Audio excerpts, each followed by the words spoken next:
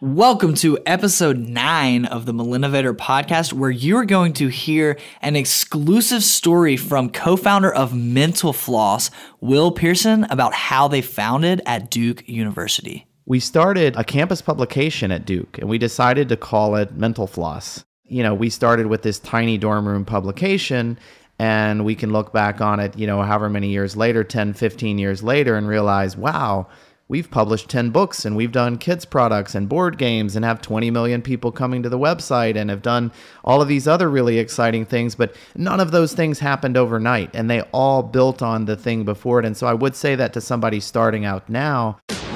You're listening to the Millennovator podcast, where we host the most innovative millennial entrepreneurs, and you learn the secret tips, proven tricks, and profitable tools they have picked up from entrepreneurial infancy to straight up business empire, and every stage in between. And now, your hosts and money Millennovators, Jonathan and Will. Give me the right now, go right now. I'm trying to sit it now, go right now. You trying to get it now, go right now. Over 150 million users, 2.374 million Facebook likes, and over 18.6 million website visits last month. What are all these things that Those you're are mentioning? Millennovator. No, those are not Millennovator stats. Those are stats from Mental Floss, modern day Mental Floss, and we are about to interview the original co-founder of the business, Will Pearson. Well, a couple stats you forgot. Didn't he? Wasn't he a keynote this year at Sloss or At Sloss Tech. Sloss Tech? Yeah, That's right. Yeah, he was a keynote this year at Sloss Tech, which Gary Vee was a keynote last year. Casey Neistat was also a keynote this year. I mean, So those are big names. the guy's a big deal, but gosh, he's so humble. He's so easy to talk to. So humble. We got to talk with Will today, and as always, really looking forward to you guys hearing the interview with him. So many good nuggets to pull out of, and Will's a little bit different than our typical person we interview, entrepreneur. He's not exactly a millennial. He definitely thinks and acts like a millennial. For sure. He did found the business when he was in college, so a lot of you listening can relate to that fact. Oh, for sure, for sure. Okay, wait just 1 second.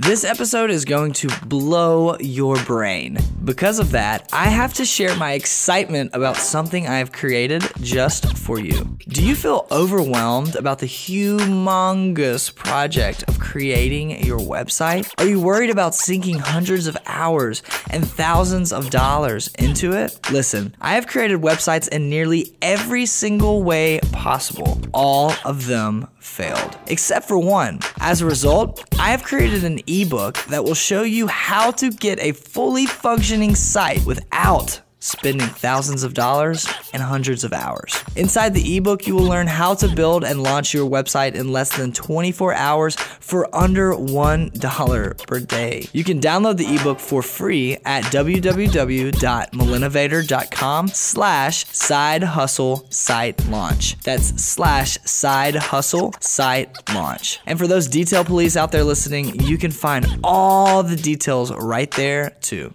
All right, now that's that. I promise to get you back to the show in just a second. Now, let's dive into today's topic and interview and get our brains blown together. I really wanted to talk about a few key points real quick before we get into the interview with Will. Number one, I really think it's interesting to note the name of his company. So a lot of people will tell you that the name doesn't really matter that much, which in some cases that might be the case, but I think it's super important to not only choose a name for your business that represents what your business is very well, but also that's unique. So obviously, Millennovator, although it can be hard for people to spell, it's very unique. But I think most people get like millennial, innovative, like they get what it is. Entrepreneur, yeah. Yeah, no, you're right. And it's brandable. That's the key here. And I wrote a blog earlier in the year that's titled 8 Tips to Choosing a Domain Name. insert 8 tips to choosing a business name, right? Like Same thing. Very similar. And if you go over to the show notes at millennovator.com/EPOO9, that's for episode 9, you'll see the link there to the blog. But my number one, the first tip is to choose a name that is brandable and memorable. And Jonathan mentioned Mental Floss. During the interview earlier this morning, you mentioned to me, you were like, dude, I could not get the image out of my head of someone flossing their brain in between their 2 ears. And I've always thought that about Mental Floss ever since I discovered it in like 5th grade, as funny as that is to hear. But it's a very memorable name. It's a very brandable name. Oh, for sure. And that's what they wanted when they founded at Duke University. They wanted to make a little splash, very similar to how Facebook did. They started small. Guys, do not be afraid to just start small. You can't just go and tackle the big dogs early on. And Will mentions this in our interview with him. When he was partnering with people, Jonathan, he didn't go straight for the Today Show, right? No. Or go straight for, some of the larger magazines and publications out there, the Washington Post. He started small and local in the computer lab at Duke. It's a process. I mean, I think there's somebody close to where we are that believes in a process. I think his first name. Those of you that aren't his first listening name's Nick, I and think. don't know anything about football, that's just the winningest most coach ever. Not really, actually, statistically speaking, but in our eyes, lately is. speaking. Yeah. But anyway, yeah, it's just the process and the incremental growth. That's something you'll hear a lot from Will in this interview, just talking about step by step. Everyone has heard, how do you eat an elephant, one bite at a time. And as cliche as that is, it really is how Will built Mental Floss, and those guys built Mental Floss. They really just, I think he says, we took every day and tried to figure out what can we do that day to move our company forward. And he even says there's not one specific time that he's like, oh, we made it. It's just that constant growth day after day. And then 5, 10, 15 years down the road, you're like, wow, look how far we've come. Incremental success. Oh, it's awesome. So if you're ready to start eating this monstrous elephant with the first bite today, check out the interview with Will Pearson to get started now.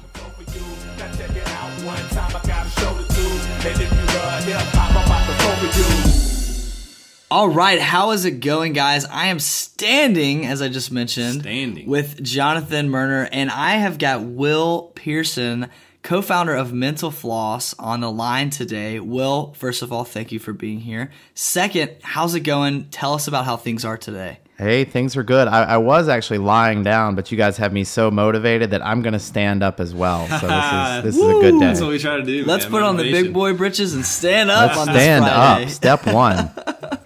Amen. Well, thanks for being here, man. As you know, our audience, those listening to this show, are innovative millennial entrepreneurs, and you have a very unique story in that. And when you began Mental Floss, you were that, right? Like, you were this young, just studly guy getting out there crushing it at Duke. Can you tell us a little bit about where you were when this idea hit you? Sure. I like how you retell the story to be this studly guy, not just this nerd that came up with an idea while watching Who Wants to Be a Millionaire.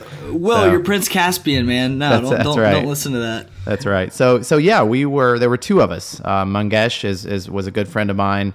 The two of us were at Duke at the time. It really was during the middle of the whole Who Wants to Be a Millionaire craze. And this idea kind of struck where we realized that people like to feel smart. People like to feel well-informed. We would come back from classes wanting to share something that we had just learned, but we also recognized that nobody really enjoys taking the textbook approach. There's all this stuff that we want to know, but we really wish it could be presented in a much more entertaining way. And so we started a campus publication at Duke, and we decided to call it Mental Floss. And we decided to call it that because we wanted people to think, oh, this sounds smart, but at the same time, it sounds playful. It sounds like something that doesn't take itself too seriously. And that was something that was very important to us. And so it really started as a campus publication where we would, say help a physics major learn something in economics, and an economics major learn something in literature, and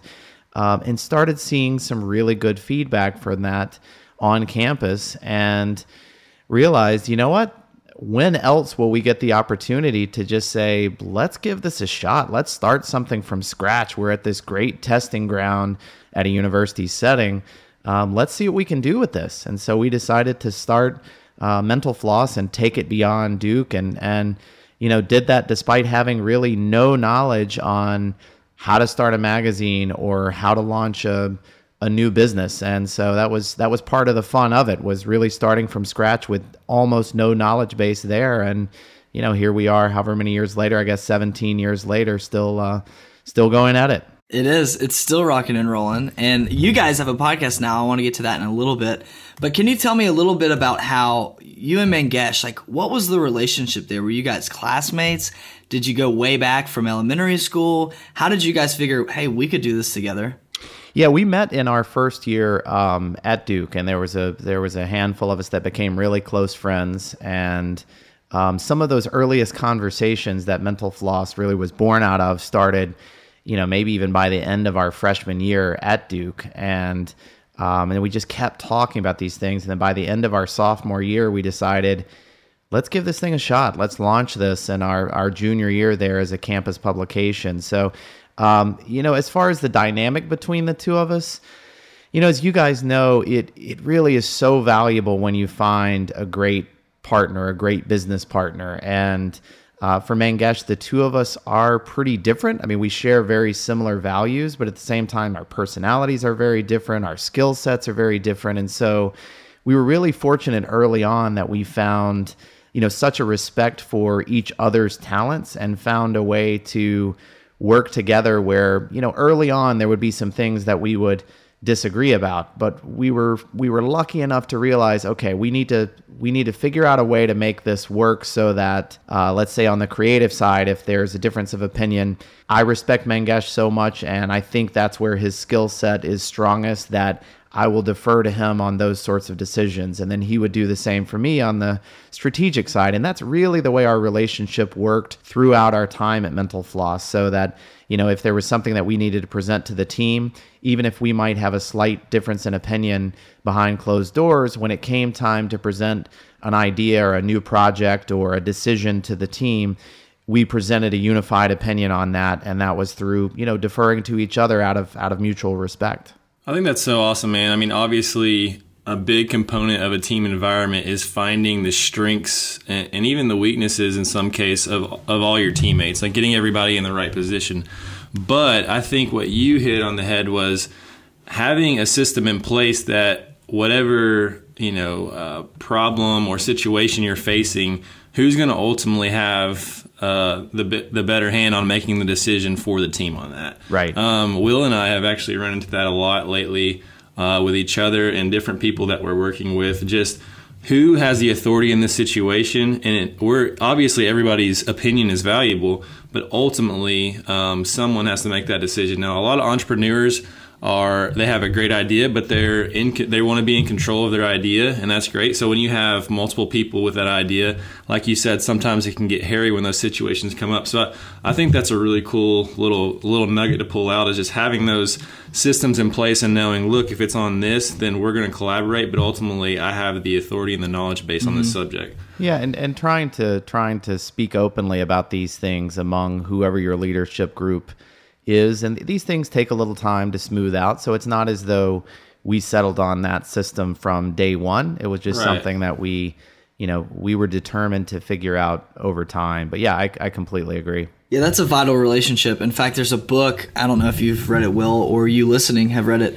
If you haven't, I encourage you to, called Rocket Fuel. That's all about creating that vital relationship and maximizing it so that you can move forward at a viral rate, right? That's super important. I think it's really often overlooked. No questions asked. So, Will, can you kind of describe how, because I started in advertising, right? So I worked for the school newspaper, the publication. I'm very familiar with the print aspect. But can you talk about, like, at what point were you guys, like, how did it work out? Did you go to the dean of the school, or like how did you say we're going to have an actual publication, we're going to print this thing? Was it digital? Like, what was that like on the very early days? So at the very, very early days, we envisioned this as a print publication. So keep in mind, this was, I guess, let's say 1999. So obviously the web was around, but social media, so much of what we think about when we interact with the web today was not really in existence. And so Those were like the Netscape days, right? these were totally the Netscape days. And in fact, putting together the magazine, it's kind of funny to look back on it because while, of course, there were computer labs all throughout campus, there were actually only a few computers on campus that had the appropriate software and programs to be able to design and put together a publication. And so it's weird to think about now because every Mac that anybody buys could easily do something like this today. But at that point, we had to sign up for certain times to go into this specific computer lab and put together our magazine. But we were so excited about this and so determined to make it work that we would sign up for these time slots in the middle of the night because we knew that we could have the computer for longer. So we'd sign up for like the, 11 p.m. to 3 a.m. time slot to be able to just get in there and cram and work on this as much as we could. And it was all consuming, but we wouldn't have had it any other way. But yeah, that's what we did. We started as a campus publication in order to get some funding to distribute this. It really wasn't as though there was some larger body that we could go to and say, hey, we need $5,000 to do this. We really had to go department to department and say, history chair, we need, we'd love $200 because we want history to be well represented in this magazine so that we can do some great articles in here. We'd love to have a couple of grad students contribute to the publication. And then we went to the literature department, then the biology department. And before we knew it, after going across the campus to various departments and other organizations, we pulled together enough money to be able to print, I don't know, I guess it was a few thousand copies, maybe 3,000 or 4,000 copies to distribute on campus. That would have been in the spring of our junior year at Duke. So that's really how it all came together. And it was just a group of, I guess, 4 of us, maybe 5 of us at the time that really put together that first issue. And one of them had a little bit of design training. And so we just sat in a computer lab together and really crammed to get this thing out. Piggybacked off those few hours of training, right? That's right. Exactly right. Yeah. So you obviously were thinking about revenue and the couple $100 here, couple $100 there, just to get the minimal viable product off the ground, right? Right. But at the time, were you guys thinking like, hey, this is something we could make some serious cash on? Or were you like, let's just get this thing out there, try it out, and see if people like it? It was something, I should back up a little bit. I've always had that entrepreneurial spirit of loving the process of starting something from scratch. So, there were a couple of other smaller businesses that I had started either early in college or in high school.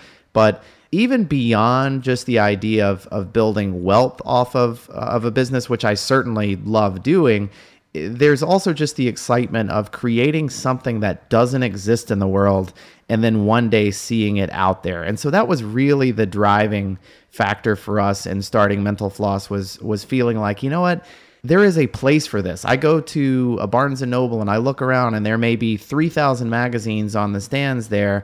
And it felt like there was a gap. It felt like there was room for a smart magazine that was also playful, that was also fun. And so it was really more that drove us to do this and to start this. And in many ways, I feel like the fact that we had no experience served us really well because we weren't boarded by these rules of how you create a magazine or how you start a publishing business. And so we started the thing that we actually wanted to see out there rather than something that had been put through 1,000 test groups. I think that's so cool how we have, interviews with obviously several different entrepreneurs and just to see the different motivation factors that everyone has. Because everyone has a different motivation factor. And I just love to hear, through everyone's story and their passion for their business, that key factor comes out. So I think that's really cool. And finding that is a whole another realm, right? Like a lot of people don't find that key driver until their second or third business has really failed. Yeah. Yeah, that's true. Right?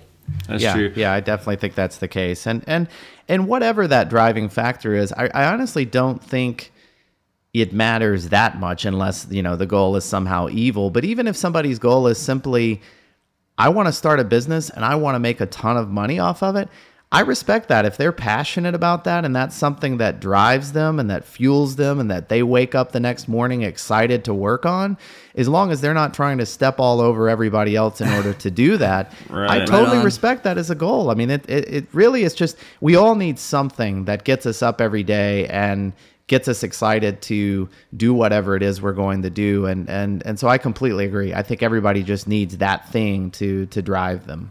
Yeah. Hey, Kevin O'Leary, money is his driver, right? Yeah. Like, that's his He makes go-to. no bones about it. Yeah, Absolutely. yeah, for sure. That's his business driver. He knows it. Well, Yep. what you just said, Will, kind of leads into another question I have for you. If you are talking to a millennial entrepreneur, and they're side hustling a business venture, so they have, I guess, a full-time job, and they're trying to create this business on the side. I guess what you can consider, you were at Duke for full-time, and you were creating this, mental floss on the side at the time. What advice would you give to that person? What do you think the best nugget of gold would be for them to know going into that side hustle? There isn't necessarily, well, I guess there's a couple things I wanted to share. And just to back up a little bit, we have people ask us all the time, what was whether it's a tipping point or special moment or something like that, where you realized mental floss was going to succeed and that mental floss had made it. And it's weird because I look back and there really wasn't a moment. And I think there's almost this misleading idea for a lot of entrepreneurs that for most businesses, there is this key tipping point where it's like, yes, this is the day that we have made it. And what we realized was that it was a very different experience, and one that, frankly, I think is probably more rewarding. And that is, every day we woke up and we tried to think about what can we do to take the business or this concept one step forward. And then you look back after 5 years or 10 years or 15 years, and you realize that one step forward every single day is tremendous progress. And so that, we started with this tiny dorm room publication, and we can look back on it, however many years later, 10, 15 years later, and realize, wow, we've published 10 books and we've done kids products and board games and have 20 million people coming to the website and have done all of these other really exciting things. But none of those things happened overnight, and they all built on the thing before it. And so I would say that to somebody starting out now, we were the same way. We were starting this business while we were in college on a shoestring budget. Both of us had come from middle income families, so it wasn't a situation where we were funded by tons and tons of family money or anything like that. And then even after we finished school, we were working part-time jobs in order to just put food on the table, because we decided to keep as much of that money in the business as we could in the very earliest days. And so we were doing anything from waiting tables to substitute teaching to anything we could for that first year or two, just to pay the bills. And so I think it's really just finding that time to try in those earliest days to move the concept forward. And it meant, maybe we were only sleeping 3, 4, 5 hours a night, whatever it was, but it was worth it. And that's why it was in that stage in life that it's such an opportunity to be able to say, you know what, I don't have 1,000 obligations like the average 45 or 50-year-old has. And I'm not saying that the average 45 or 50-year-old can't start a new business, but most of them are in a life position where there are more boundaries or there are more hurdles. And so it really was a great time to try to start something like this. And then one other thing I would add to that is not being afraid to talk to anybody about an idea, and realizing that sometimes opportunities come in the most bizarre places. So, we had this idea for Mental Floss. We had it as a campus publication. We were getting ready to take it out to the newsstands across the country and mostly in bookstores. So we went up to New York, and we had the opportunity to meet with the CEO of one of the largest publishing companies in the world. And we thought, you know what? This is going to be a huge breakthrough for us if we can convince this person that this is a great idea. Being so naive as to not realize that, like, the head of the largest publishing company or one of the largest publishing companies in the world probably has a lot going on and isn't going to be able to give you more than 15 minutes. So we had a meeting. It was fine. Really nice guy. Not a ton came out of it. And then we were staying with a friend up there, and we were talking to his mom about the idea. She had not been in the workforce for a couple of decades, and we were trying to communicate what was going on with Mental Floss with the same passion in our communication to her that we did with the CEO that I was talking about. Well, we end that conversation, we go home, I get a call a couple of days later, not from the CEO, but from the mom of the person that we were staying with. And she said, I've been thinking about Mental Floss, and I know somebody over at HarperCollins, a book publisher, that I'd like to introduce you to. And it turns out it was the CEO of HarperCollins. And 12 books later, we still look back on that conversation and think, if we had not taken the time or the energy to say, you know what, we're going to communicate this idea for our business to anybody who will listen. And we are going to communicate it with the same passion, whether it is, the person cleaning the toilets in a building to the person sitting at the executive desk.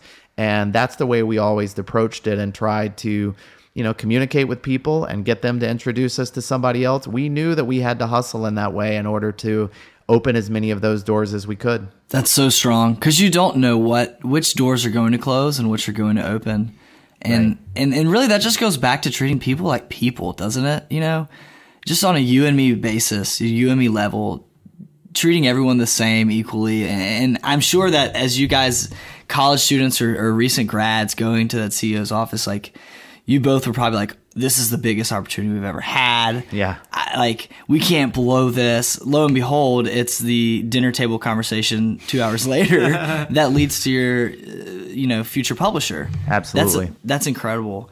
Can you share? Well, first of all, actually, I had this visual in my head when you were, and I've got to get it out, when you were describing just one step at a time, right? Just compounding on each step.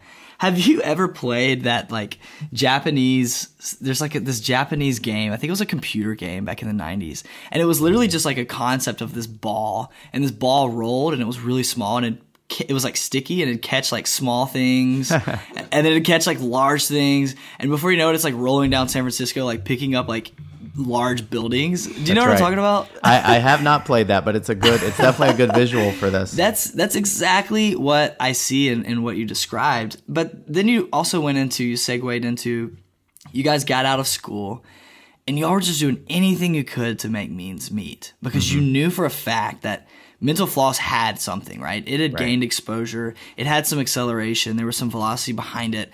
You had to see it through.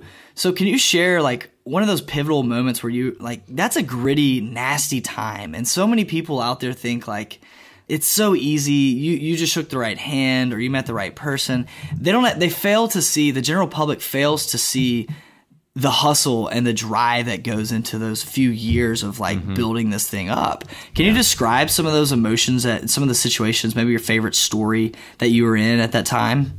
Yeah, I mean, to that point, you talk about these doors opening or magic happening, and that conversation. Yes, that did open a door for us for HarperCollins, but at the same time, that was one of, I don't know how many hundreds of conversations that we had leading up to that, and the hours put into all of this. And so I don't know that there would be any one story, but there would definitely be those moments where we realized, okay, somebody is paying attention to this. So we put out the first couple of issues of the magazine, and we get a call from a Washington Post reporter who used to have a beat covering, a different new magazine every month. That was a moment for us where we realized, wow, somebody beyond just where we are sitting right here is paying attention to this and wants to tell the world about this. We did an interview. His name was Peter Carlson, and he did a story on this.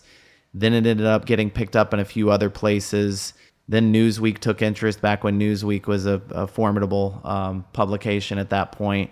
We started seeing it snowball, kind of to the the metaphor you were using before, that over time, it goes from tiny to bigger. And that's always the way that we looked at these things, no matter what we did. So I wouldn't say there was any necessarily one moment, but it was those exciting moments were when we would take one little step forward within whatever it is we were working on. So let's say, through partnerships. When we first started out, we wanted to get the word out about Mental Floss. It's not as though we had a marketing budget really to work with. And so we looked to partner with like-minded companies. And that started with just this, there used to be this kind of daily trivia newsletter, and I don't even know how many people it went out to. Well, we thought, well, that's a nice match for us, so let's partner with them to get the word out about Mental Floss. And from that, we were able to partner with a place that was just a little bit bigger than that. And actually a website called How Stuff Works, which is ironic because 15 years later, that's now who I work with.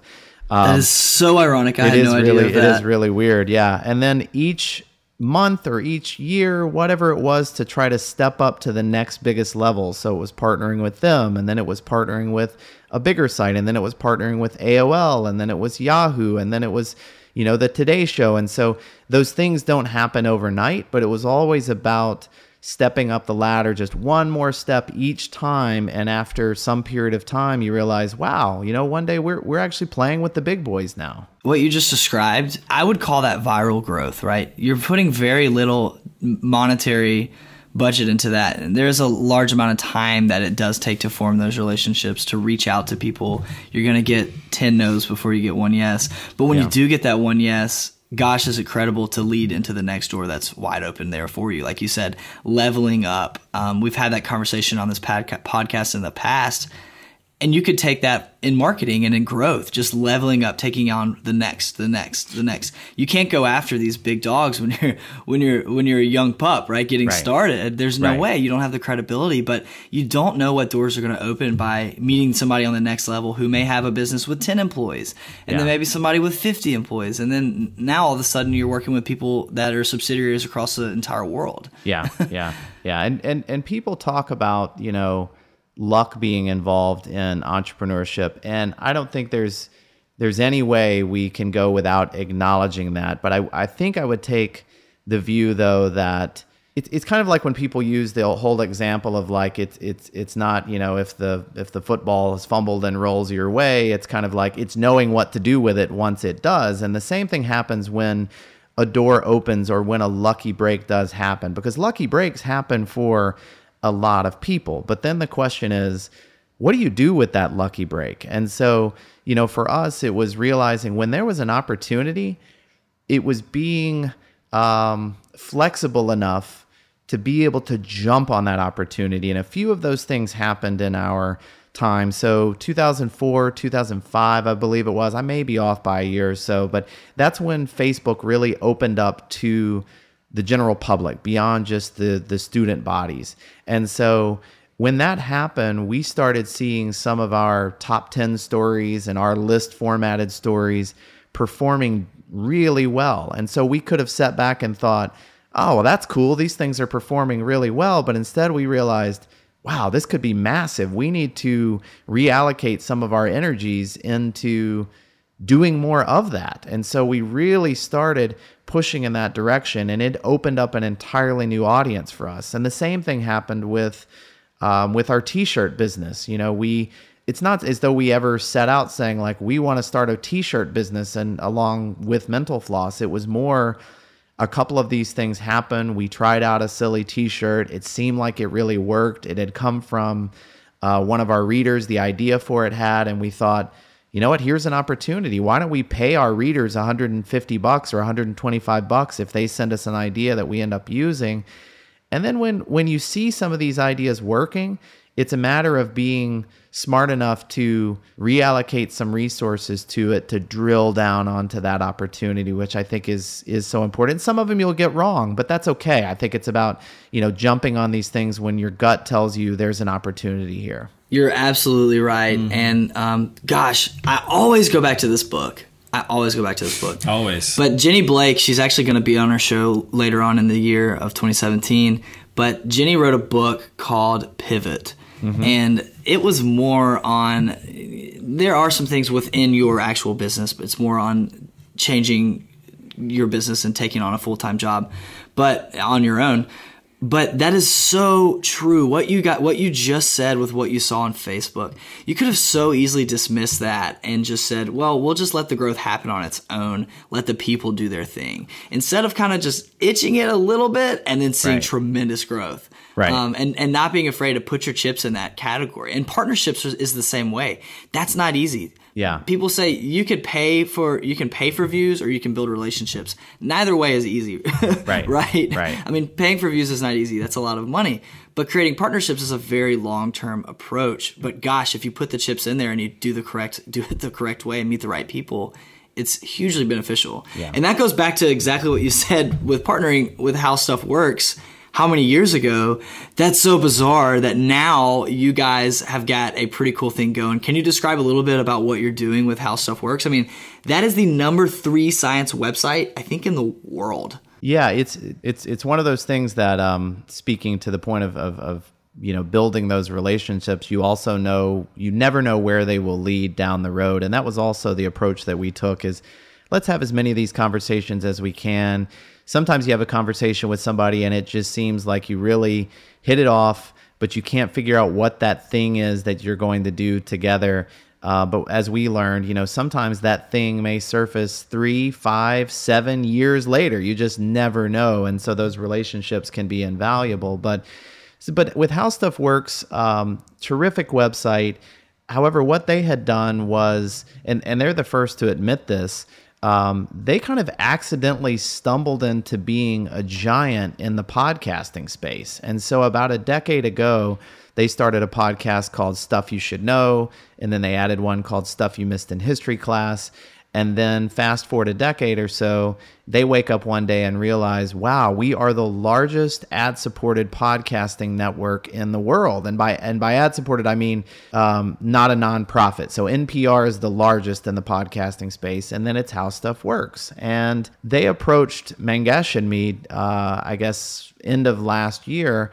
We were at a point at Mental Floss, and to back up a little bit, kind of what we had always said was, when Mental Floss gets to a point where it doesn't necessarily feel like we are a startup anymore, and if Mental Floss gets to a point where we feel like it could be just as well off in the hands of some people that we had trained over the years, perhaps it would be time for us to move on. And we were really lucky in that entrepreneurial feeling and all of that lasted for 15 years or so. And that Mental Floss has been very successful. And so, I would want it no other way. But the reality is Mental Floss became a successful and larger business. And what happened in that is, we got to a point where it felt like we were managing a team of people that were doing really creative things. And we felt like we were no longer doing the things, and we missed that part of it. And so we were looking for very much a startup feel again. And so as we were approached by How Stuff Works, they told us, hey, there's an opportunity here. This podcasting thing is taking off. It is having a moment right now where we see tremendous growth opportunities. So what we want to do is spin off the podcasting business and have you guys come in and be part of the leadership team to, 1, launch your own podcast, but 2, really try to help us take this thing to the next level. And so for us, it was looking at this as an opportunity to say, all right, this is startup land all over again, but in a space that we feel, it was a great combination because it's a space that we feel very comfortable in, of general knowledge and education and smart information and all of that, while also being in a category or in our medium that we feel like we had so much to learn. And there's something so exciting about jumping into a field where honestly you feel like you're not an expert. And that's kind of fun, and for us at least, in doing this kind of thing. So we jumped in and we've started a podcast with them just about 3 months ago called Part-Time Genius. And it's off to a great start. And then we'll be working with them very closely to launch several new podcasts over the course of the next year or so.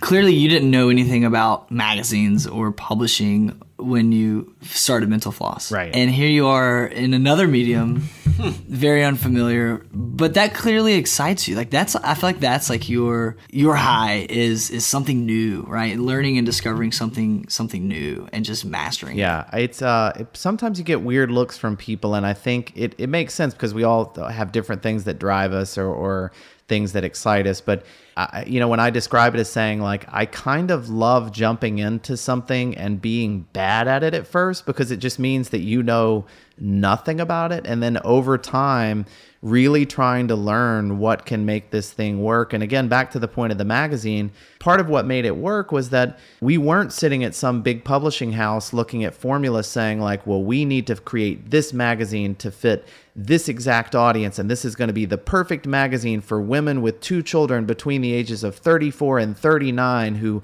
love Zumba and who love, whatever it is. And for us, it was more the product that was driving us and the passion for the idea. And so the same thing happens here. And we couldn't be having more fun, though. I mean, to jump in the podcasting space and to be communicating, we miss that intimate relationship that you have with an audience we had in the early days with Mental Floss. And so that's been so much fun with this show. And that I know you guys experience with your show is that you can communicate directly with this audience, and we hear from so many people, and we've set up different ways so that they can communicate with us, and it's just a lot of fun. Well, speaking of directly communicating, where can our listeners, those of you that are listening right now, want to check out Will's show? Where can everybody find you? Do you guys have a site for the show? Are you on iTunes?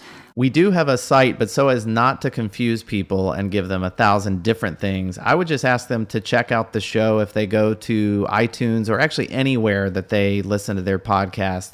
They can look up Part-Time Genius. You can also, on the web, it is parttimegenius.show.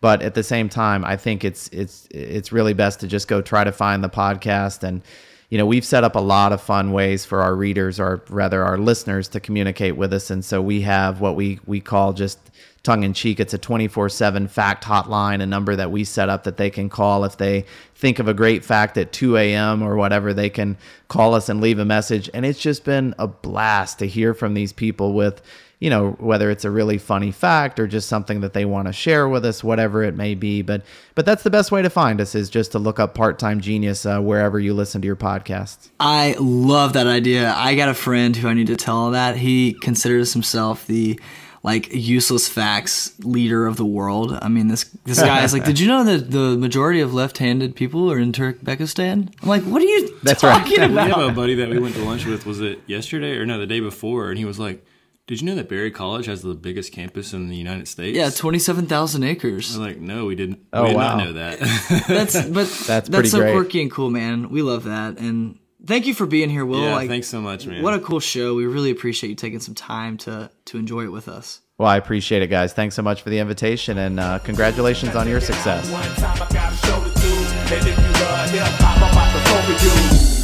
What a great dude.